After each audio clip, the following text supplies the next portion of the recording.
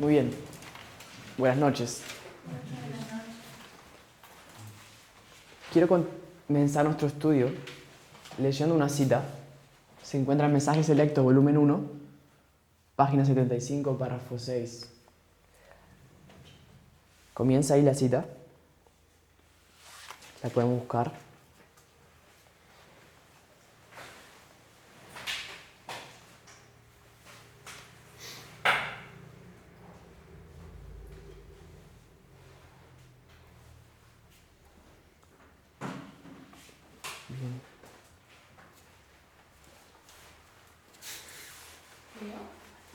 Bien. Sí, solo una aclaración primero, un poco de contexto. Este capítulo de Mensajes Selectos, volumen 1, dice que son respuestas de Elena de White a algunos cuestionamientos que se le hicieron en cuanto al libro Experience and Views, Experiencias y Visiones, que ella publicó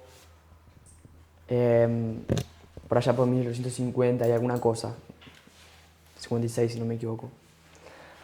Esto lo escribió un poco más adelante, pero ella está respondiendo a algunas cuestionaciones que le fueron hechas. ¿Okay? Eso es solamente un poco de contexto de la cita. Eso lo pueden ver ustedes al inicio de ese capítulo. No vamos a ir allá ahora por cuestión de... Nos vamos a perder si no. Bien. Entonces, ¿alguien puede leer fuerte para que se escuche el micrófono? Dice, una declaración publicada en 1851 en Experience and Views, Experiencia y Visiones, y que se encuentra en la página 49 de Early Readings, corresponde a la página 58 de Primeros Escritos. Se cita para probar que mis testimonios son falsos. Vi que casi ha terminado el tiempo que Jesús debe pasar en el lugar santísimo y que el tiempo solo puede durar un poquito más. Bien. Entonces, Elena de White dice lo siguiente. Hay una porción de mis escritos, que ustedes los pueden encontrar en Primeros Escritos, página 58, que se usa para demostrar que mis testimonios son falsos. ¿Y qué dice Elena de White? Elena de White dice, ¿quién me dicta? Vi que casi ha terminado el tiempo. Bien. ¿Va a escribir todo? Uh-huh. Vi que casi ha terminado el tiempo, que Jesús debe pasar. Hasta ahí está bien. ¿Que Jesús debe pasar? Vamos a leerlo una vez más, pero... Que Jesús debe pasar en el lugar santísimo. El lugar santísimo. Ok, en el lugar santísimo. Y que el tiempo solo puede durar un poquito más. Bien. Entonces, casi ha pasado el tiempo, dice Elena de White, en Primeros Escritos. ¿Ok? Dice, se toma esta porción para decir que mis testimonios son falsos. ¿Sí? Vamos a leer el próximo párrafo. ¿Quién puede leer? ¿Quién más tiene por ahí? Por favor. Tal como el asunto me fue presentado, el periodo de la administración de Cristo parecía casi cumplido. Se me acusa de falsedad porque el tiempo ha continuado más de lo que mi testimonio parecía indicar. Se me acusa de falsedad porque el tiempo ha continuado más de lo que mi testimonio parecía indicar. ¿Cómo es el caso de los testimonios de Cristo y sus discípulos? ¿Estaban engañados? Bien. ¿Qué dice Elena de White entonces? Ya comienza diciendo... Bienvenido. Ya comienza diciendo... A mí se me presentó de esa forma. Se me presentó que la administración de Cristo casi parecía terminar. ¿Sí? Entonces, ¿qué dice? No es mi culpa, dice ella. ¿De culpa de quién es? De todos nosotros. ¿No? Que le dé la visión. Está diciendo, a mí me lo presentaron así, dice. ¿Quién se lo presentó? Dios, Jesús. Ella dice, ok, yo dije sí, que casi el tiempo ha terminado, pero a mí fue así como se me presentó, dice ella. Después agrega otro argumento, dice, soy falso por eso, son falsos mis testimonios por eso. Son también falsos los testimonios de Cristo y sus discípulos. Está comparando sus testimonios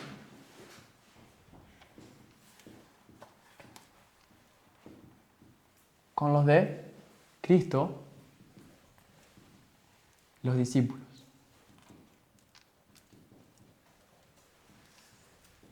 ¿Sí? Los compara. Y si los míos son falsos, ¿los de ellos también son? Pregunta ella. ¿Sí? Continúa leyendo. ¿Puede alguien más? Por favor. Pablo. ¿Sí? Pablo escribió a los Corintios: pero esto os digo, hermanos, que el tiempo es corto. Resta pues que los que tienen esposa sean como si no la tuviesen, y los que lloran como si no llorasen, y los que se alegran como si no se alegrasen. Bien. Ahora cita 1 Corintios 7, 29 y 30 y te muestra que Pablo también dice que el tiempo es corto. ¿Sí? Entonces dice, si me acusan a mí por decir que el tiempo es corto, a Pablo tienen que acusarlo de la misma manera porque él dice lo mismo que yo. ¿Ok? Próximo párrafo. La noche está avanzada y se acerca el día. Desechemos pues las obras de las tinieblas y vistámonos de las armas de la luz. Romanos 13, 12. Bien. ¿La dijiste? ¿Puede continuar? Sí. ¿Puede continuar, por favor? Desde Patmos, Cristo nos habla mediante el amado Juan. Bienaventurado el que lee y los que oyen las palabras de esta profecía y guardan las cosas en ella escritas, porque el tiempo está cerca. Apocalipsis 1:3. El Señor, el Dios de los espíritus de los profetas, ha enviado su ángel para mostrar a sus siervos las cosas que deben suceder pronto. He aquí vengo pronto, bienaventurado el que guarda las palabras de la profecía de este libro. Apocalipsis 22, 6 y 7. Bien. Entonces ella va a decir, mira, Pablo lo dice en 1 Corintios 7, 29 y 30, en Romanos 13, 12. Cristo mismo lo dice por medio de Juan en Apocalipsis 22, Apocalipsis 1:3 primero. Sí, Apocalipsis 1:3 y Apocalipsis 22, 1:3 y 22, 22, 6 y 7. 22, 6 y 7. ¿Sí? Esto es Pablo. Esto es Cristo. Cristo. O Juan también. Por medio de Cristo. Cristo por medio de Juan. ¿Sí? Ok. Y en la de White tenemos primeros escritos, página 58. Ok.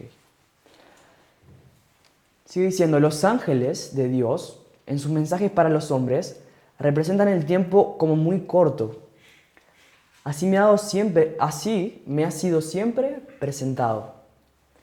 Es cierto que el tiempo se ha extendido más de lo que esperábamos en los primeros días de este mensaje. Nuestro Salvador no apareció tan pronto como lo esperábamos. ¿Pero ha fallado la palabra del Señor? Nunca. Debiera recordarse que las promesas y amenazas de Dios son igualmente condicionales. ¿Okay? Entonces, Ellen White dice, una vez más dice, los ángeles lo presentan así el tiempo como siendo corto. No es mi culpa. Es lo que Dios me mandó a decir, dice ella. Lo que se debe recordar es que tanto las promesas como que más, Las amenazas de Dios las amenazas de Dios son condicionales. son condicionales. ¿Qué son las promesas?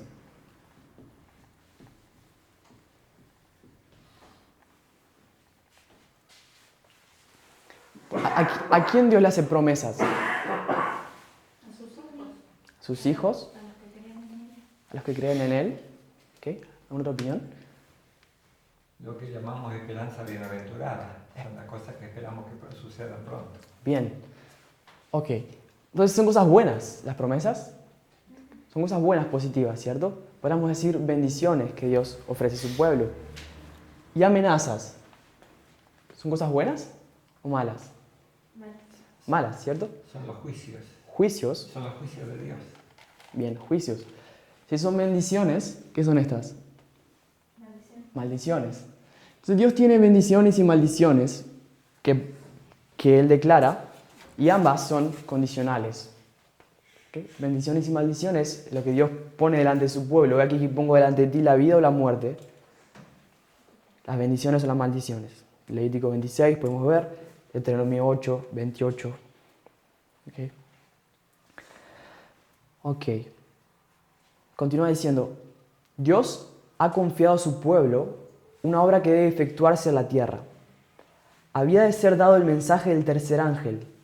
Las mentes de los creyentes habían de ser dirigidas al santuario celestial, donde Cristo ha entrado para hacer expiación por su pueblo. La reforma del día de reposo había de ser llevada adelante. Debe ser reparada la brecha en la ley de Dios.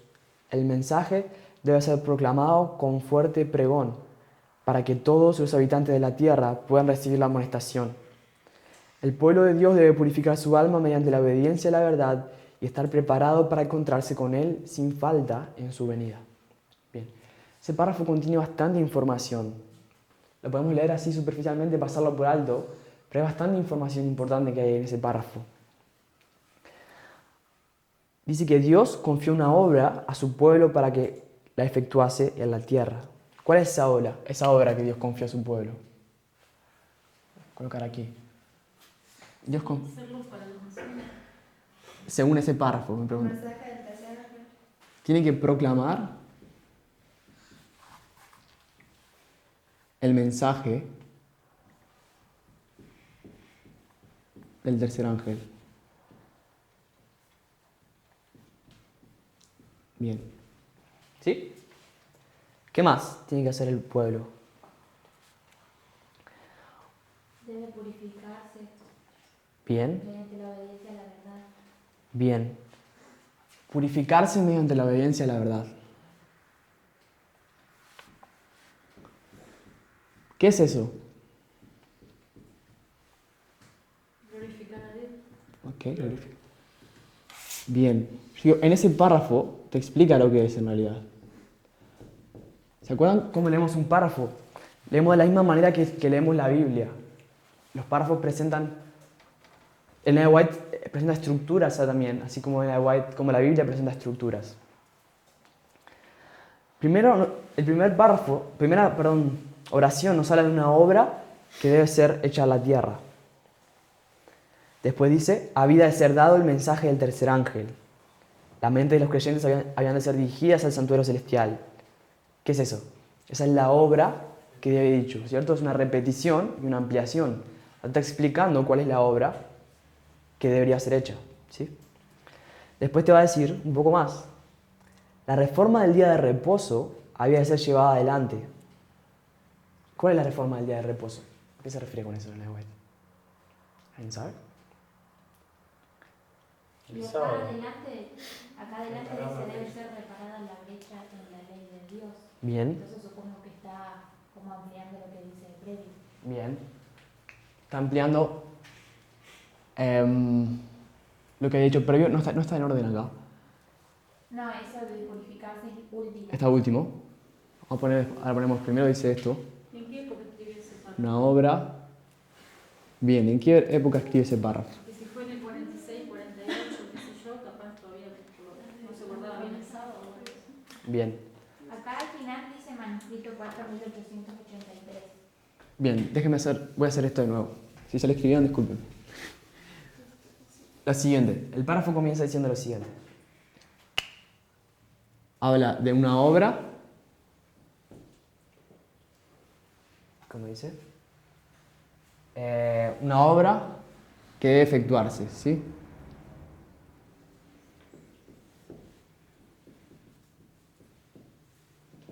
Luego, ¿qué dice? Luego habla. Que las mentes tienen que ser dirigidas. Bien. Que había que ser dado el tercer mensaje.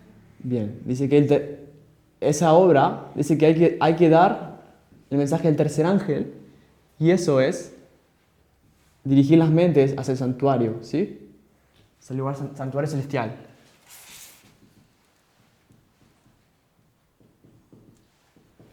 Ok. 1, 2. Bien, donde Cristo ha entrado para hacer expiación de su pueblo. Eso tiene que ver con el lugar santísimo, ¿cierto? ¿Dónde se hace la expiación? En el lugar santísimo. La reforma del día de reposo había de ser llevada adelante. Bien, ahora Ahora como tercero, la reforma del día de reposo. Y ahora Miriam preguntó, ¿cuándo se escribió ese párrafo? El día de reposo. Tania respondió 1883. Bien. Ahora, me interesa que hablemos sobre eso, porque ¿se acuerdan el estudio que estamos haciendo los sábados? Estamos viendo que a la hora de, para entender un texto e interpretarlo correctamente, así como para aplicarlo correctamente, tenemos que hacerle una pregunta primero. ¿Cuál es esa pregunta? ¿Cuándo? ¿Cuándo fue escrito? Estamos haciendo eso con la Biblia. Yo digo, tenemos que hacer lo mismo con el espíritu de profecía. ¿Sí? Son testimonios inspirados de la misma manera. ¿Cómo sabemos cuándo fue escrito algo del espíritu de profecía? Es un poco distinto de lo que hacemos con la Biblia. ¿Sí? Hay algunos libros que son más fáciles que otros. Este libro es bastante fácil, tenemos suerte. Tenemos, por ejemplo, los testimonios para la iglesia. Son volumen 1 al 9. ¿Sí? Los testimonios para la iglesia son cronológicos. Eso quiere decir que el testimonio en el volumen 3 es más viejo que el volumen 1 y que el volumen 2. ¿Sí? El testimonio volumen 1 relata la historia de Elena de White desde su comienzo. Y volumen 9 relata los últimos eventos de la historia de Elena de White. ¿Ok? Ahora, estos mensajes selectos son porciones tomadas de diferentes libros de Elena de White. Una buena cosa, estos libros nos dicen generalmente al final del capítulo o al comienzo del capítulo. ¿Okay? Mensajes selectos te dicen al final o al comienzo. Tania dijo que es en 1884. 83, yo le voy a decir eso. Exacto. Ya lo escribió en 1883. Ustedes lo pueden ver al final o al comienzo de ese capítulo. Bien. Ahora acuérdense que ella está hablando de cuándo. Ella está hablando de primeros escritos, página 58. ¿Sí? Ella está comentando, respondiendo sobre lo que ella escribió en primeros escritos, página 58. Y primeros escritos no lo escribió. Antes del 850. No lo escribió ahí en 1880 y pico. Lo escribió cerca de 1850. ¿Sí? Lo que podríamos hacer es lo siguiente. Podemos ir a primeros escritos, página 58. Vamos allá.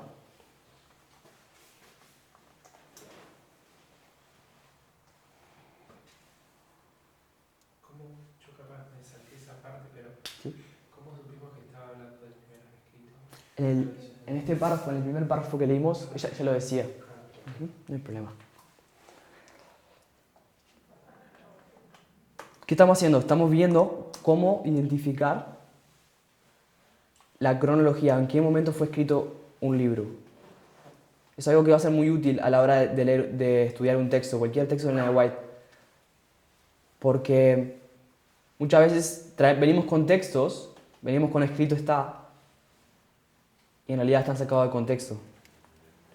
¿Sí? No sabemos bien a qué momento se está refiriendo Elena de White, por qué está diciendo eso, y entonces terminamos interpretando mal lo que quiere decir.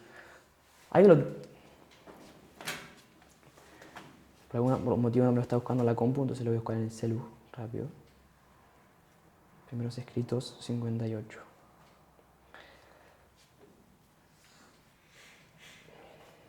¿Alguien lo encontró? Sí, en 58.1, casi al final. Bien. Ok. El capítulo, ¿alguien me dice el capítulo? El deber frente al tiempo de angustia. Bien, el capítulo se llama El deber frente al tiempo de angustia. Si ustedes tienen la aplicación de Elena de White, lo que hacen es apretar el título. ¿Sí? ¿Y qué sale? Sale una lista de títulos. ¿Sí? ¿Lo ven? Si ustedes suben un poco se van a dar cuenta que este es de los primeros capítulos. ¿Sí? De los primeros capítulos del libro Primeros Escritos. El libro Primeros Escritos está dividido en 3 secciones. ¿Ok? ¿Alguien sabe cuáles son esas tres secciones? La primera Experiencia lección. cristiana y visiones. Exactamente. Experiencia cristiana y visiones. La segunda parte. Dificultades en la iglesia. Ese es el segundo capítulo. Spiritual gifts. No es tan fácil de verlo. Le voy a explicar cómo sé eso. ¿Sí? Si ustedes pueden ir. Al principio de todo dice primeros escritos. ¿Vieron que dice primeros escritos? Casi siempre al principio de cada libro va a aparecer un prefacio o un capítulo en el cual le va a explicar la historia de ese libro. ¿Sí? Lo pueden leer eso y le va a salir de ahí. Si se fijan, el primer párrafo dice 5.1 en romano. Durante los primeros 15 años de su ministerio, Elena de White escribió 7 folletos y libros. De estos, los primeros 2 y el último constituyen los tomos de primeros escritos. Los otros 4 eran folletos que continúan testimonios y fueron publicados en 1855, 56 y 57. Bien. Próximo párrafo. Las 3 publicaciones que hoy componen primeros escritos aparecieron originalmente en forma de una obrita de 64 páginas titulada Esbozo de la experiencia cristiana y visiones de Elena de White, que es este que ustedes me dijeron. ¿Sí? Después dice... Publicado en 1800. Suplemento. bien, un suplemento. Exactamente. Sería como un suplemento de lo anterior. Sí, de experiencia cristiana y visiones. Bien. Y la primera descripción de la gran controversia, que se llama dones espirituales. ¿Sí? ¿Por qué necesitamos saber esto? Porque cada una de estas partes fue escrita en diferentes momentos. ¿Sí? Para saber cuándo fue escrito el primer escrito 58, necesitamos saber en cuál de esas 3 partes fue escrito. Bien. Bien. Si leen el próximo, ya nos dijo ahí, ¿no? ¿Cuándo fue escrito Experiencia y Visiones? 1851. 1851. Fue escrito Experiencia y Visiones de Elena de White. Bien. Ahora sí, si apretan de nuevo en el título, ¿ven? Van a ver, dice prefacio, dice primeros escritos, prefacio, prólogo histórico, después dice Experiencia cristiana y visiones. Ese es el título de la sección. Te va a mostrar que ahí arranca la sección. ¿Ok? Después dice mi primera versión, etcétera, etcétera, etcétera. Y va a llegar un momento a la capítulo que nosotros leímos hoy, que ¿cuál era? ¿Cuál era el título que habíamos visto? En la página 58. Era el deber frente al tiempo de angustia. El deber frente al tiempo de angustia. Ven que está todavía se encuentra en la sección de experiencia cristiana y visiones. ¿Sí? ¿Alguien se perdió? ¿Alguien quiere que repita algo? ¿Sí? ¿Se perdió? Lo repito. Hicimos lo siguiente. Fuimos a leer los primeros escritos. Queremos saber en qué momento se escribió la página 58.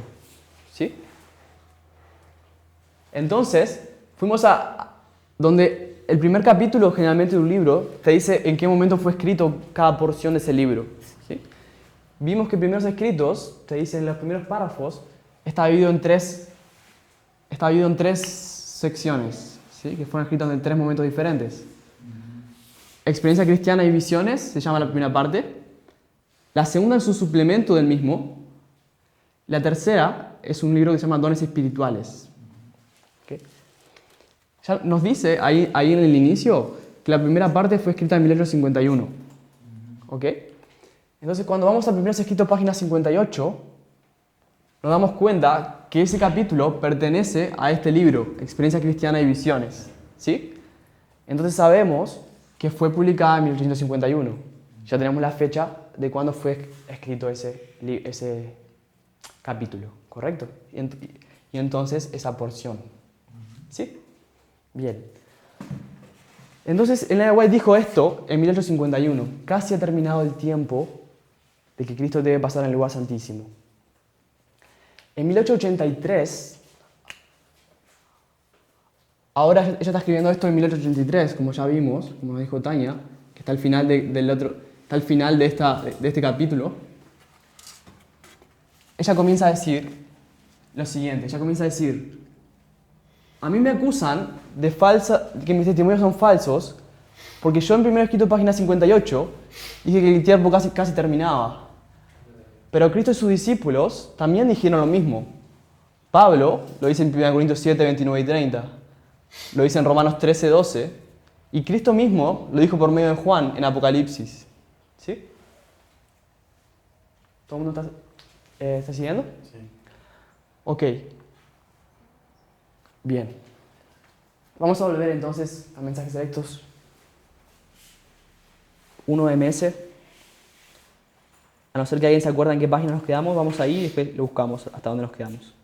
Lo último que habíamos leído era creo 77.1. Bien, gracias.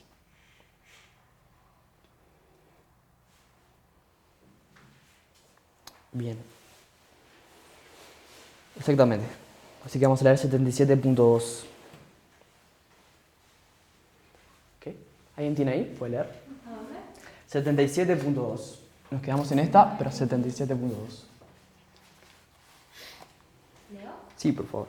Dice, si después del gran chasco de 1844 los adventistas se hubiesen mantenido firmes en su fe y unidos en la providencia de Dios que abría el camino, hubieran proseguido recibiendo el mensaje del tercer ángel y proclamándolo al mundo con el poder del Espíritu Santo. Habrían visto la salvación de Dios y el Señor hubiera obrado poderosamente acompañando sus esfuerzos. Se habría completado la obra y Cristo habría venido antes de esto para recibir a su pueblo y darle su recompensa. Bien. Ella menciona una fecha ahí. ¿Qué fecha es? 1844. 1844. Ella dice, si después del chasco de 1844, ¿qué hubiera pasado? Se hubieran mantenido firmes. Los adventistas, los que tenían el mensaje, se hubieran mantenido firmes. ¿Y qué más? Unidos a la providencia de Dios, Y hubieran proseguido recibiendo el mensaje. hubieran proseguido recibiendo el mensaje del tercer ángel y proclamándolo al mundo con el poder del Espíritu Santo. ¿Sí?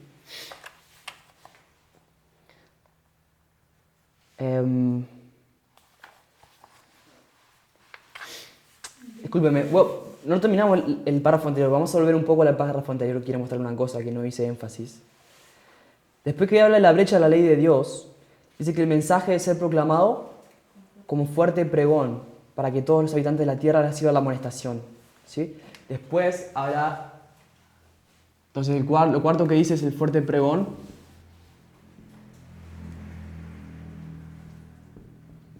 Y después habla de purificación. ¿Sí? Quiero decir que todo esto es lo mismo. Todo esto es una repetición y ampliación. La obra que se debe efectuar es el mensaje del tercer ángel, el mensaje del santuario celestial. El mensaje del santuario celestial es el mensaje del día, la reforma del día de reposo. Ese es el fuerte pregón. La purificación mediante la obediencia a la ley de Dios. ¿A qué ley de Dios? Es decir, es al sábado. Porque los otros mandamientos ya lo tenían los protestantes y el resto del mundo. Solamente no reconocían el sábado. El mensaje del fuerte pregón que tenían que dar era el mensaje del sábado. ¿Ok?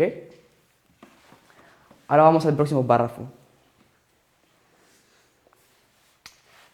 Si después del gran chasco de 1844 los adventistas se hubieran mantenido firmes y hubieran proseguido recibiendo el mensaje y proclamándolo al mundo en el poder del Espíritu Santo, yo voy a decir, si hubieran dado el fuerte pregón como deberían haberlo dado, ¿sí?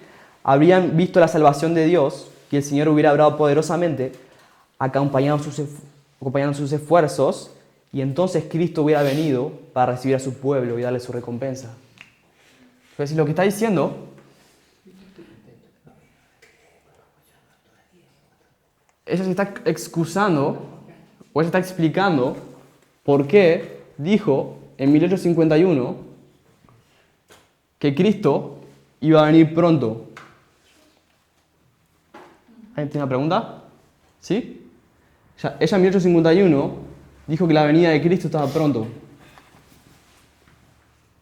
Entonces ella está diciendo, si el pueblo se hubiera mantenido firme, hubiera dado el alto clamor, el fuerte pregón, vamos a poner con las palabras que ella lo dice,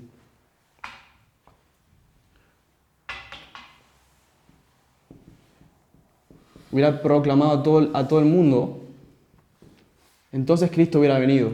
Por eso yo dije eso en 1851. ¿Sí? ¿Todo el mundo de acuerdo? Bien. Ok. Cristo hubiera venido. Próximo párrafo. Pero muchos de los creyentes adventistas claudicaron en su fe en el periodo de duda e incertidumbre que siguió el chasco. ¿Qué chasco? 1844, ¿cierto? Se introdujeron disensiones y divisiones. Por escrito y verbalmente, la mayoría se opuso a los pocos que, guiados por la providencia de Dios, recibieron la reforma del día de reposo y comenzaron a proclamar el mensaje del tercer ángel. ¿Sí? Pocos dieron el pregón del sábado, el fuerte pregón. Muchos que debían haber dedicado su tiempo y talentos al único propósito de hacer resonar la amonestación por el mundo, quedaron absorbidos en su oposición a la verdad del sábado, y a su vez el trabajo de sus defensores necesariamente se empleó en contestar a esos oponentes y defender la verdad. Así se estorbó la obra y el mundo fue dejado en tinieblas. Si todo el núcleo de adventistas se hubiera unido a los mandamientos de Dios y la fe de Jesús, cuán inmensamente diferente habría sido nuestra historia. Ok, ahora dice, no era la voluntad de Dios que se demorara así la venida de Cristo. Dios no tuvo el propósito de que su pueblo Israel vagara 40 años por el desierto. Prometió guiarlos directamente a la tierra de Canaán y establecerlos allí como un pueblo santo, lleno de salud y feliz. Pero aquellos a quienes primero se les predicó no entraron a causa de su incredulidad. Sus corazones estuvieron llenos de murmuración, rebelión y odio, y Dios no pudo cumplir su pacto con ellos. Ok. ¿No era la voluntad de Dios? ¿Qué es diciendo Ellen White? Que mi escrito, el primer escrito 58, no se hubiera cumplido. Se debería haber cumplido. Y Dios me dijo que lo diga así porque Él quería venir. Pero por culpa del pueblo, que no hizo su trabajo de darle fuerte pregón, Cristo no vino. ¿Ok? Claro, de hecho en la historia de Moisés pasa lo mismo. O sea, Moisés dice que va a entrar en la tierra prometida, pero esa generación después no entra. Exactamente. Entonces Ellen White hace eso. Agarra la historia de Israel antiguo, le hace una parábola para Israel moderno. ¿Correcto? Dice, así como el pueblo de Israel no entró, iba a entrar en Canaán y se demoró 40 años, así también nosotros íbamos a entrar, pero no entramos, se demoró. Es un tiempo de demora. ¿Ok?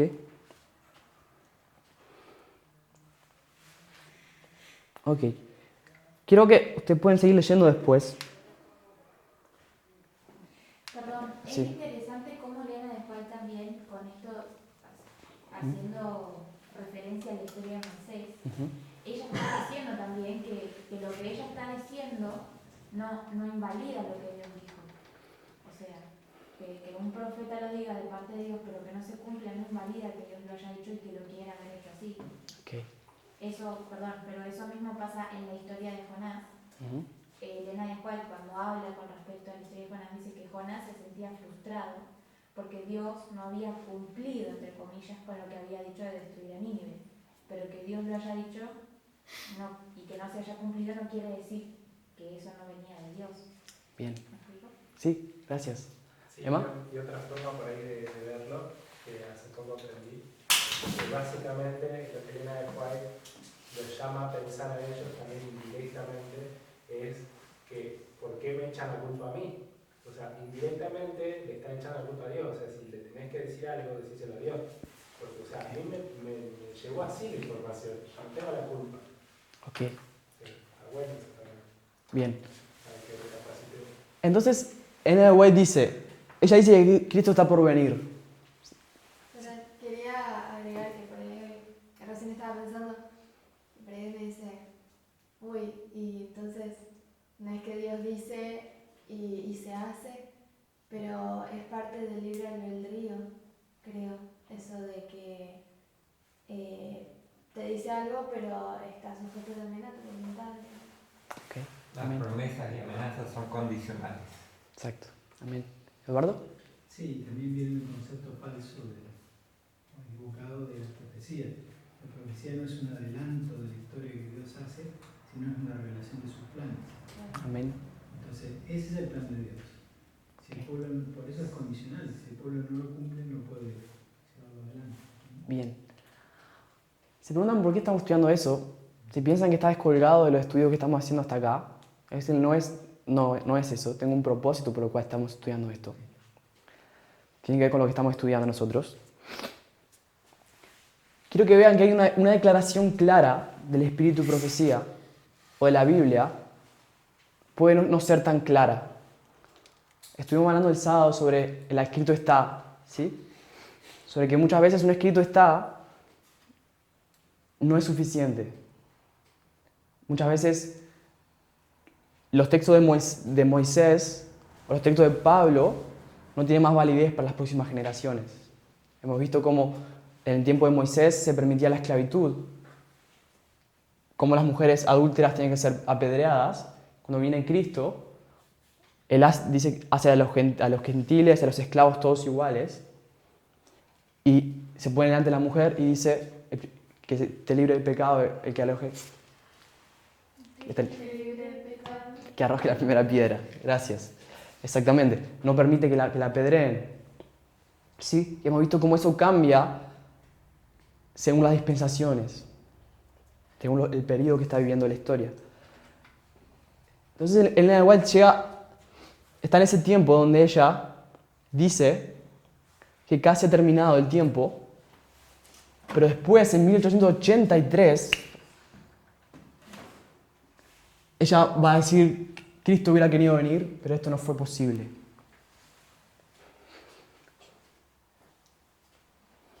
Lo que nosotros vamos a estudiar es sobre el mensaje de tiempo.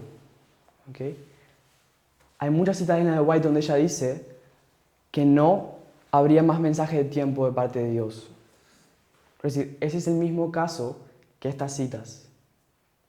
Necesitamos leer esas citas en su contexto, en su apropiada dispensación. Cuando un profeta dice una cosa, no significa que va a ser así para siempre. ¿Okay? Que vayamos a 2 Tesalonicenses capítulo 2.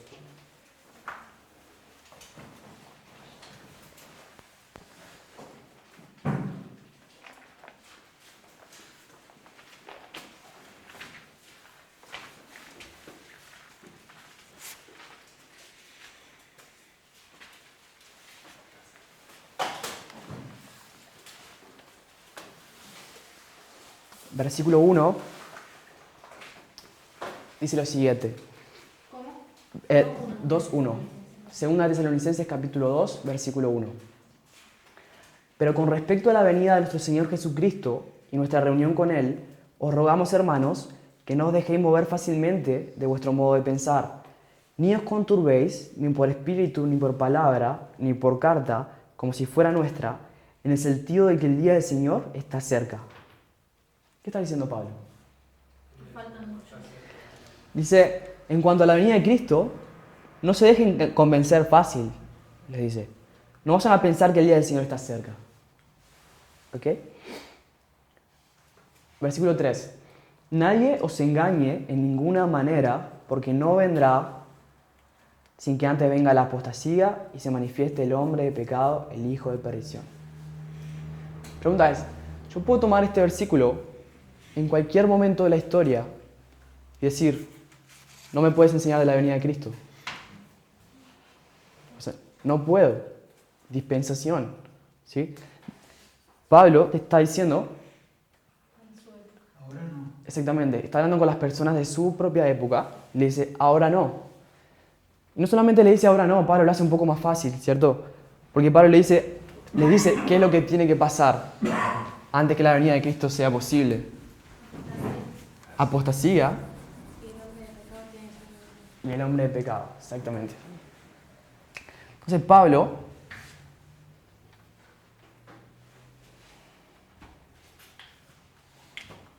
está en mal lugar. Ok. Pablo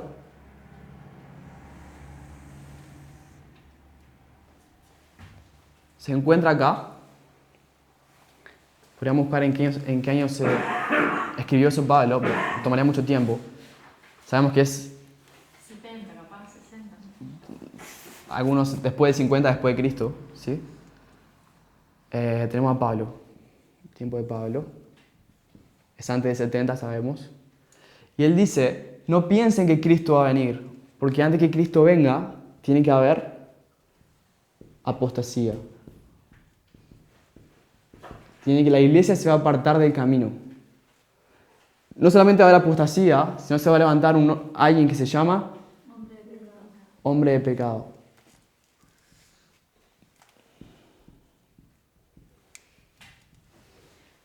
Esto es 2 Tesalonicenses, sí. Bien. 2 Tesalonicenses es uno de los últimos libros que escribió Pablo.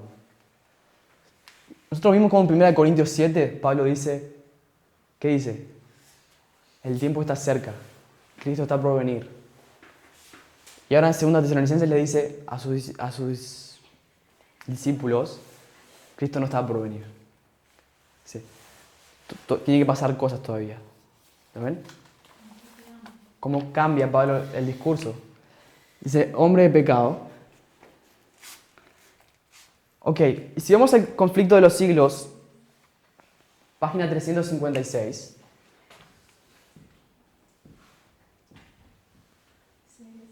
Párrafo 2.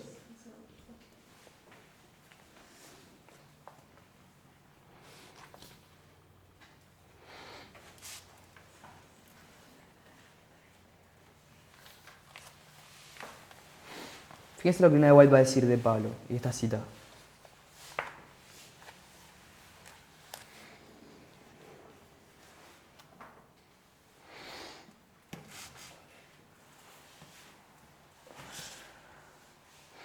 El apóstol Pablo advirtió a la iglesia que no debía esperar la venida de Cristo en tiempo de él. Ese día dijo, no puede venir sin que haya venido primero la apostasía y sin que haya sido revelado el hombre de pecado. Únicamente después que se haya producido la gran apostasía y se haya cumplido el largo periodo del reino del hombre de pecado, podemos esperar el advenimiento de nuestro Señor.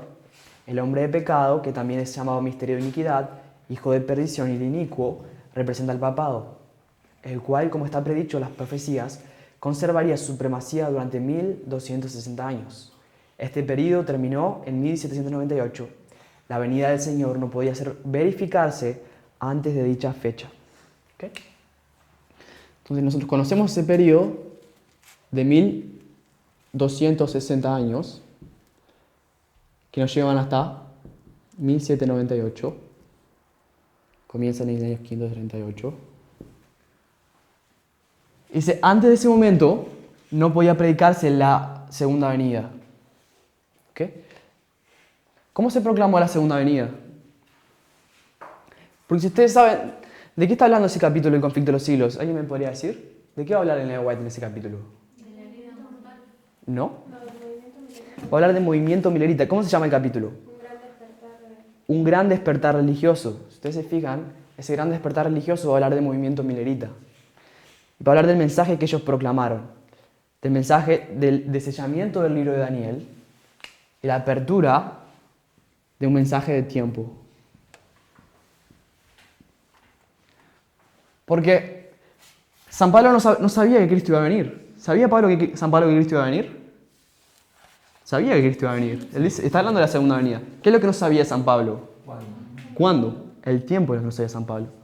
Entonces le dice, no esperen saber el tiempo de la segunda venida.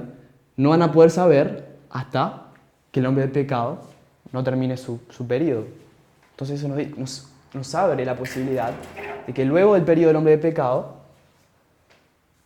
un mensaje de tiempo es abierto. Ahora sabemos que San Pablo es un profeta que es levantado posteriormente a una obra que Dios hizo en la tierra.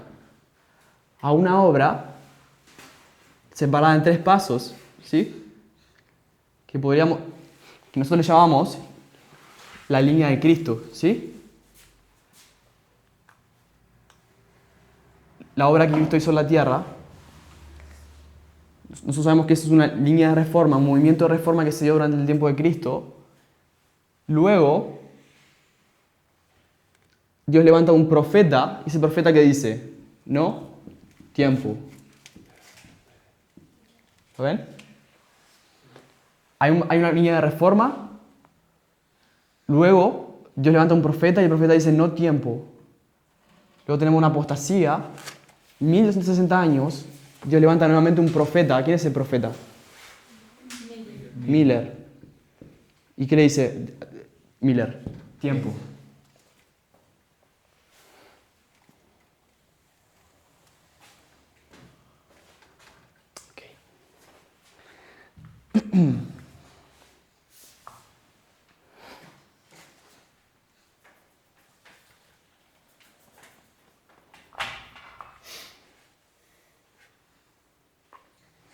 Quiero decir, Una duda. ¿sí?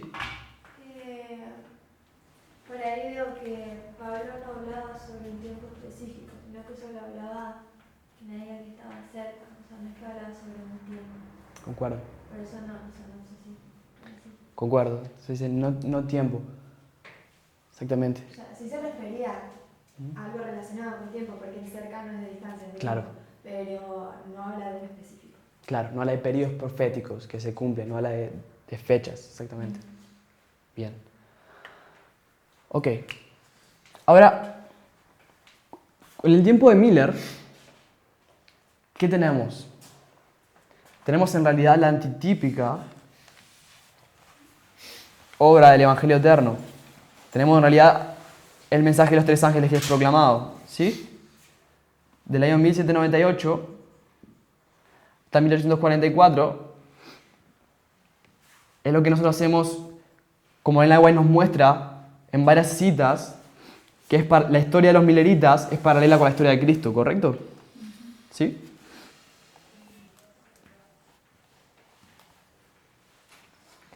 Ellen White nos dice que en primeros escritos compara el mensaje del primer y el segundo ángel con la obra de Cristo y Juan el Bautista.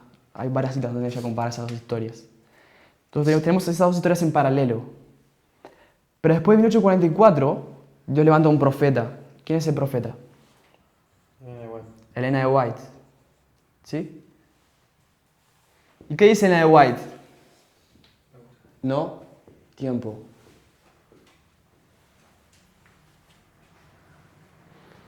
Ya saben lo que tienen que hacer, ¿cierto? Comparar y contrastar. Llenen la información que falta. ¿Qué esperamos? Apostasía. Un periodo profético. Un tiempo del fin. Y un nuevo profeta. Nos quedamos sin tiempo, así que vamos a continuar mañana. ¿Ok? Bien. Así que los invito mañana para terminar de llenar esa información. Vamos a orar.